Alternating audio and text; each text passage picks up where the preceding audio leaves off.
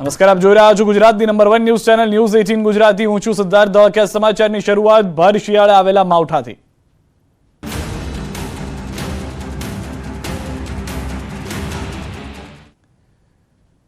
ગુજરાતના ખેડૂતો સાવધાન થઈ જજો, કારણ કે હવે 2 દિવસ માવઠાનો માર છે. સૌથી વધારે મહત્વની વાત છે કે 8 તારીખથી ગુજરાતમાં માવઠાની આગાહી છે. આવતીકાલથી અમદાવાદમાં 2 દિવસ માવઠું પડી શકે છે. 8મીએ ગીર સોમનાથ, અમરેલી, ભાવનગર, સુરેન્દ્રનગર, બોટાદ, અમદાવાદ, ગાંધીનગર, અરવલ્લી, બનાસકાંઠા, સાબરકાંઠા, મહેસાણા, નવસારી, વલસાડ, દમણ અને દાદરાનગર હવેલીમાં કમોસમી વરસાદ થઈ શકે છે. તો 9મી જાન્યુઆરીએ સુરેન્દ્રનગર, બોટાદ, અમદાવાદ, ગાંધીનગર, અરવલ્લી, સાબરકાંઠા, તાપી, ડાંગ, નવસારી, વલસાડ, દમણ અને દાદરાનગર હવેલીમાં વરસાદ થઈ શકે છે.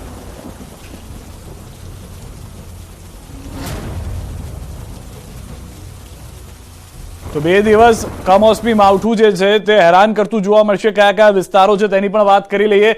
સૌથી પહેલા 8 તારીખની વાત કરીએ તો ગુજરાતની 8 તારીખે મધ્ય ગુજરાતની અસર છે, સૌરાષ્ટ્રની અંદર અસર છે ને દક્ષિણ ગુજરાતમાં છે. દક્ષિણ ગુજરાતમાં નવસારી, વલસાડ, દમણ અને દાદરાનગર હવેલીમાં વરસાદ થઈ શકે છે. આ તરફ ઉત્તર ગુજરાતમાં બનાસકાંઠા, સાબરકાંઠા, અરવલ્લી, મહેસાણા, ગાંધીનગર, અમદાવાદ અને સુરેન્દ્રનગરમાં અસર થશે. તો બીજી તરફ સૌરાષ્ટ્રની અંદર ભાવનગર, અમરેલી અને ગીર સોમનાથ એ વિસ્તારો છે કે જ્યાં આગળ અસર જોવા મળશે. 8મી તારીખની આ પરિસ્થિતિ છે.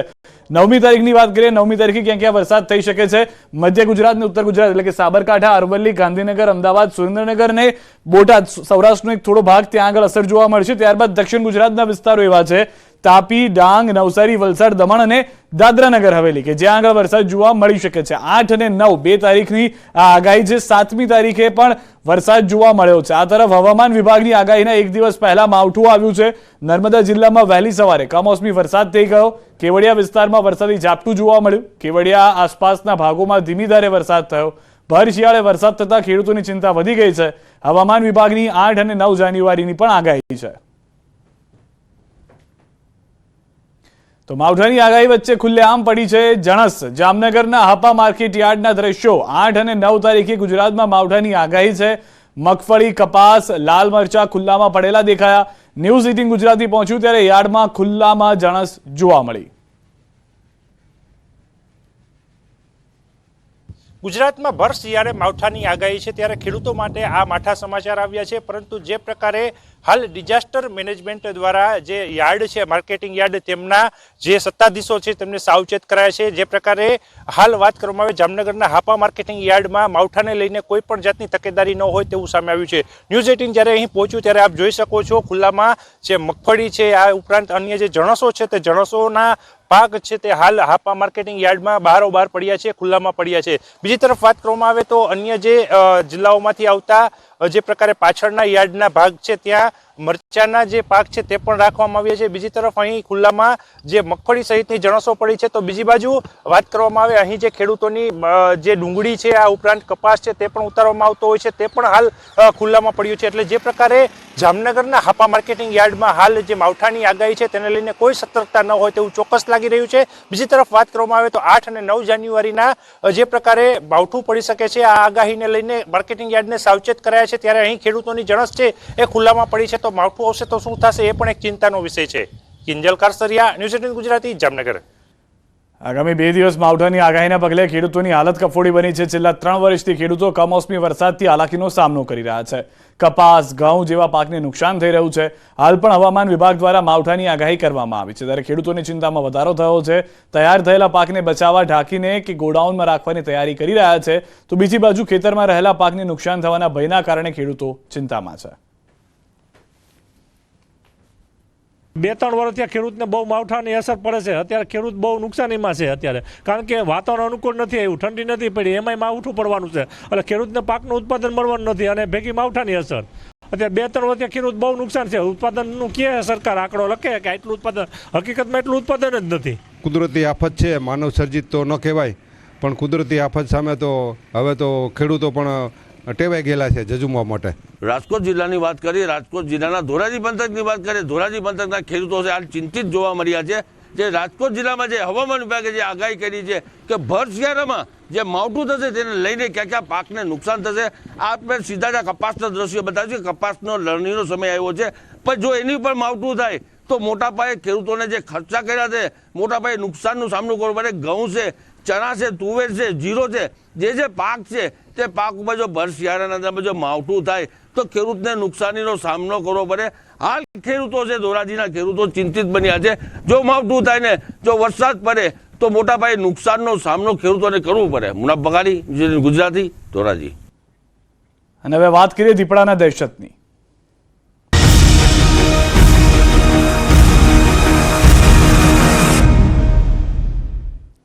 મહીસાગરના સંતરામપુરના ગ્રામ્ય વિસ્તારમાં દીપડાનો આતંક છે. ચિતવા પોડા ફળિયામાં રહેતી મહિલા પર દીપડાનો હુમલો છે. મહિલાને મોઢા તથા માથાના ભાગે ગંભીર ઈજા પહોંચી હતી. હોસ્પિટલ ખસેડવામાં આવ્યા. દીપડાના હુમલામાં મહિલાનો આબાદ બચાવ થયો છે. વન વિભાગને જાણ કરવામાં આવી છે. ડાંગના બારખાંધિયા ગામમાં દીપડો દેખાયો. વઘઈ રેન્જ ફોરેસ્ટ વિસ્તારમાં શિકારની શોધમાં નીકળેલા 2 દીપડા કેમેરામાં કેદ થયા. કાર ચાલકે દીપડાનો વિડીયો બનાવી સોશિયલ મીડિયામાં વાયરલ કર્યો. દીપડાના કારણે સ્થાનિકોમાં પણ ભયનો માહોલ છે.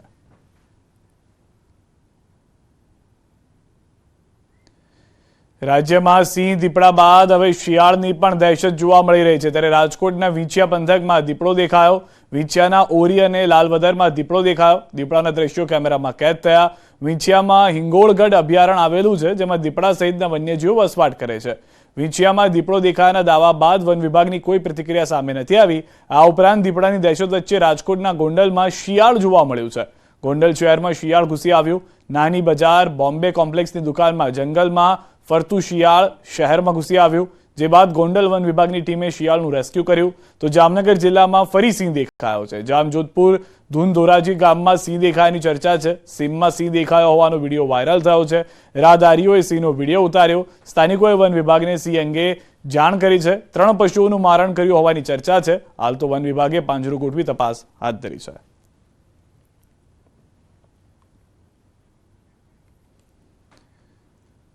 આ તરફ અમદાવાદમાં કેમિસ્ટ એસોસિએશનનું સંમેલન મળ્યું, જેમાં કેન્દ્રીય મંત્રી મહેન્દ્ર મુંજપરા અને આરોગ્ય મંત્રી ઋષિકેશ પટેલ હાજર રહ્યા. આ ઉપરાંત food and drugs commissioner, Gujarat chemist એસોસિએશનના પ્રમુખ સહિતના હોદ્દેદારો હાજર રહ્યા.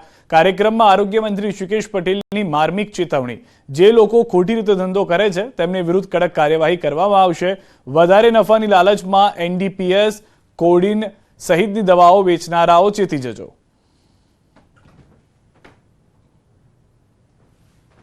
કોડિન, એનડીપીએસ એટલે કે એમાં આવતી જે દવાઓ નાર્કોટિક્સની અને સાથે સાયકોટ્રોપિક અને જે હેબિટમાં બદલાઈ જાય એવી દવાઓ વેચવી ઘણી જગ્યાએ જોવા મળે છે કે વધારે નફાની લાલચની અંદર આ કામ થતું હોય છે. નશાકારક દવાની વાત કરી, એનડીપીએસ દવાની વાત કરી તો ગુજરાતની અંદર ગુજરાતના કેમિસ્ટો પ્લસ અમારું એન્ફોર્સમેન્ટ ડિપાર્ટમેન્ટ સક્રિય છે અને બને ત્યાં સુધી આ નશાકારક દવાઓ કે જે સિરપની વાત કરી તો આમાં એક પણ કિસ્સો નથી કે જે આયુર્વેદિક કહેવાતા કફ સિરપ કોઈ પણ દવાની દુકાને વેચ્યા હોય. આ એક ઇલીગલ સપ્લાય ચેઇન થ્રુ એટલે દવાના લાયસન્સ વગરના જગ્યાઓથી વેચાયેલા છે અને એના પીવાથી લોકોના મૃત્યુ જે થયા છે. આ ખરેખર આયુર્વેદિક દવા પણ નથી. એક આયુર્વેદિક દવાનું લેબલ વાપરીને એક મિથેનોલ કે ઝેરી પીણું અંદર ભરવામાં આવેલું હતું.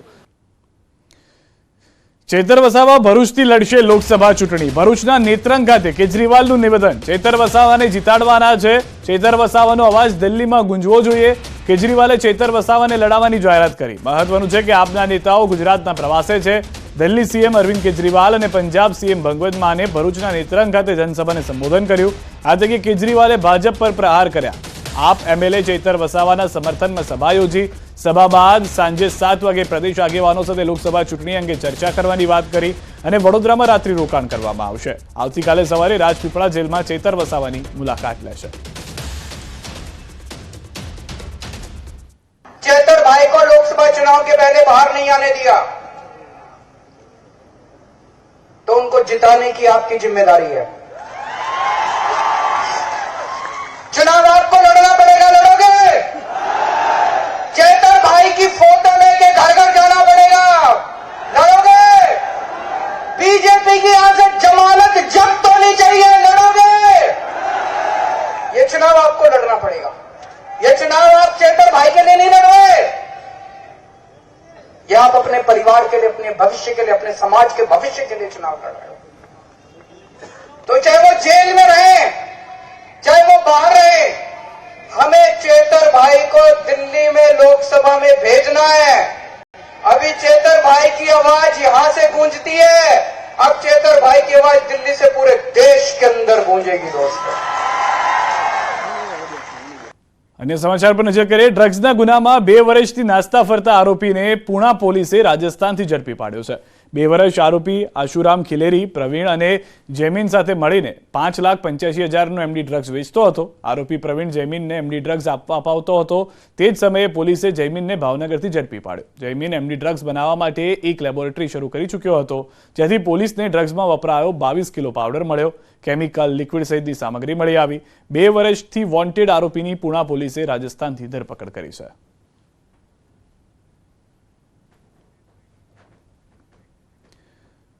પોરબંદર જિલ્લામાં હાર્બર મરીન પોલીસ સ્ટેશનમાં એક બાળક વર્ષોથી ગુમ હોવાની અને તેની હત્યા થઈ હોવાની અરજી નોંધાઈ હતી, જે બાબતે પોલીસે તપાસ કરતા સામે આવ્યું કે પોરબંદરના ઓડેદરા ગામે 2011થી ગુમ થયેલ પુત્રને તેની માતાએ રૂપીબેને રામસેવક નામના વ્યક્તિને સોંપી દીધો હતો। પોતે 1 વર્ષના બાળકની સારવાર કરાવી ન શકતા હોવાથી તેને ઉત્તર પ્રદેશના રહેવાસી રામસેવકને આપી દીધો।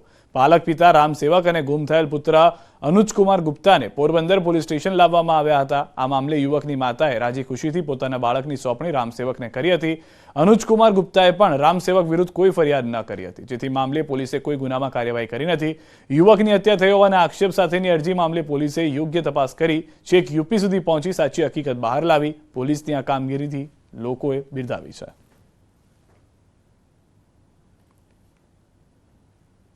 આ બાળકનું નામ છે એ અનુજ રામસેવક ગુપ્તા છે અને એના પિતા સાથે રહે છે અને આગામી એપ્રિલ મહિનામાં એના લગ્ન પણ થવાના છે।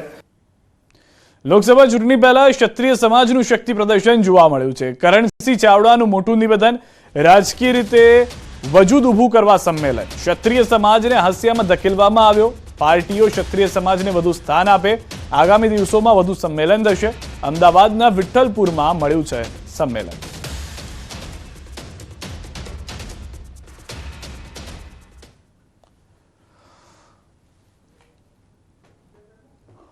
લોકસભામાં અથવા આપ કહો છો એમ કે રાજકારણમાં ક્ષત્રિય સમાજનું વજૂદ ઊભું કરવા માટેનું પણ આ સંમેલન આપ ગણી શકો।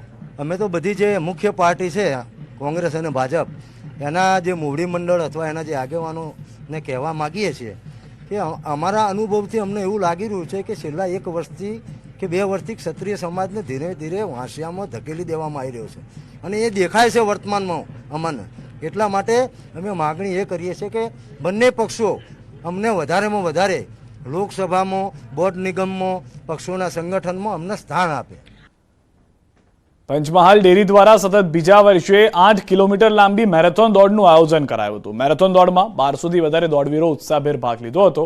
અલગ અલગ કેટેગરીમાં આ સ્પર્ધાનું આયોજન કરાયું હતું। પંચમહાલ ડેરીના ચેરમેન અને ગુજરાત વિધાનસભા ઉપાધ્યક્ષ જેઠાભાઈ ભરવાડની ઉપસ્થિતિમાં વિજેતાઓને સન્માનિત કરાયા હતા। પંચમહાલ ડેરીથી ડેરીના એમડી અને ચીફ જનરલ મેનેજરે મેરેથોન ફ્લેગ ઓફ કર્યું। મેરેથોન માર્ગ પર મેરેથોનમાં ભાગ લેનાર માટે રિફ્રેશમેન્ટ પણ વ્યવસ્થા કરાઈ। નાગરિકોની સુખાકારી અને સ્વાસ્થ્યને ધ્યાનમાં રાખી પંચમહાલ ડેરી તરફથી આયોજન કરાયું હતું।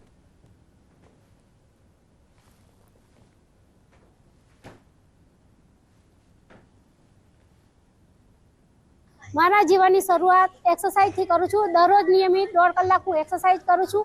એક્સરસાઇઝથી આપણા શરીરની અંદર કોઈ પણ પ્રકારનો રોગ રહેતો નથી। કોઈ બી યુવાનો માટે કે કોઈ બી છોકરાઓ માટે ફિટનેસની જરૂર છે અને એક્સરસાઇઝ મહત્ત્વની છે આપણા શરીરના માટે, આરોગ્ય અને કોઈ બી તંદુરસ્તી માટે આપણી શરીરનું બહુ જ ફિટનેસની જરૂર છે અને હેલ્થની સાથે સાથે એમની તંદુરસ્તી પણ સારી રહે તેના માટેની પંચમહાલ ડેરી તરફથી અમે વ્યવસ્થા કરીશું। અને આ જે લોકો આવ્યા તેમનો આજના દિવસે ખૂબ ખૂબ આભાર માનું છું। વિરામ બાદ આપનું સ્વાગત છે। જામનગરથી સમાચાર। લાલવાડી ખાતેના અન્નપૂર્ણા મંદિરે ભક્તોનું ઘોડાપૂર જોવા મળ્યું। 21 દિવસના અન્નપૂર્ણા વ્રતની આજે પૂર્ણાહુતિ, હજારોની સંખ્યામાં ઉમટ્યા ભક્તો માટે કરાઈ પ્રસાદની વ્યવસ્થા। છોટી કાશી ગણાતા જામનગરમાં આવેલા અન્નપૂર્ણા મંદિરે સવારથી જ ભાવિકોનો પ્રવાહ છે તે ઉમટી રહ્યો છે। ખાસ કરીને અન્નપૂર્ણા વ્રત ચાલી રહ્યા છે ત્યારે વ્રતની પૂર્ણાહુતિ નિમિત્તે હજારોની સંખ્યામાં ભાવિકો દર્શન અને પ્રસાદનો લાભ લઈ રહ્યા છે। જે પ્રકારે દ્રશ્ય આપ જોઈ રહ્યા છો, હાલ સાત્વિક પ્રસાદ છે તે અહીં બનાવવામાં આવ્યો છે। મોટી સંખ્યામાં અલગ અલગ કાઉન્ટરમાં જે મહિલાઓ આવતા હોય છે, મહિલાઓ હાલ પ્રસાદ લઈ રહ્યા છે। મોટી સંખ્યામાં હજારોની સંખ્યામાં સાંજ સુધી અહીં જે ભાવિકો છે એ માટે પ્રસાદની વ્યવસ્થા કરવામાં આવી છે। જામનગરમાં જે અન્નપૂર્ણા મંદિર છે, આ લાલવાડી ખાતેનું અન્નપૂર્ણા મંદિર એ પૌરાણિક મંદિર છે। અહીં લોકો પણ મોટી સંખ્યામાં આવતા સ્થાનિકો છે, એમની સાથે વાત કરીશું।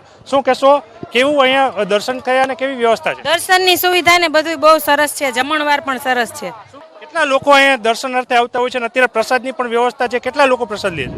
હજારો લોકો દર્શન કરવા આવે છે અને 50 થી 60,000 લોકો માણસો જમે છે। બહુ વ્યવસ્થા સરસ રાખેલી છે। કેટલા લોકો કામે લાગ્યા છે અને કેવી વ્યવસ્થા છે?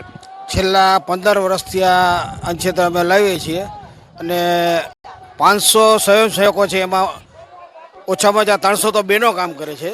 7 વાગ્યા સુધી અહીં હજારો સંખ્યામાં ભાવિકો છે તે દર્શનનો લાભ લઈ અને પ્રસાદ પણ લેતા હોય છે। મા અન્નપૂર્ણાના વ્રત ચાલી રહ્યા છે ત્યારે જામનગરના લાલવાડી ખાતે આવેલ પૌરાણિક જે મુંડિયા સ્વામીનું અન્નપૂર્ણા મંદિર છે ત્યાં ભાવિકોનો પ્રવાહ ઉમટી રહ્યો છે અને પ્રસાદ પણ લઈ અને ધન્યતા અનુભવી રહ્યા છે।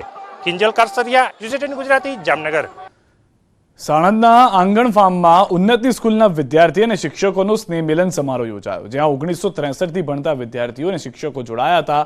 5મી વખત યોજાયેલા આ સ્નેહ મિલનમાં અમેરિકાથી પણ વિદ્યાર્થીઓ આવ્યા। 1960માં આ શાળાની સ્થાપના કરવામાં આવી હતી।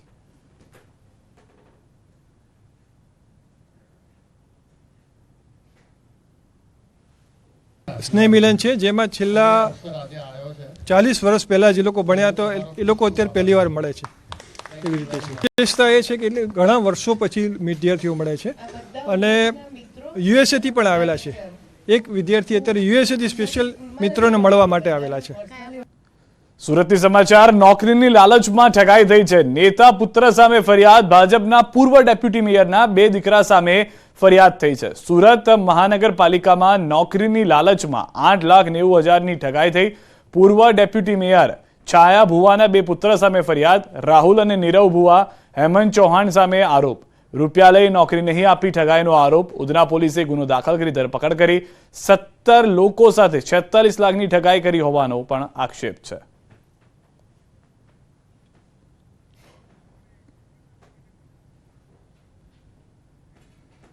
સમાચારોમાં અત્યારે બસ આટલું। દેશ પ્રદેશની તમામ ખબરો માટે આપ જોડાયેલા રહો ગુજરાતની number 1 news channel News 18 Gujarati સાથે।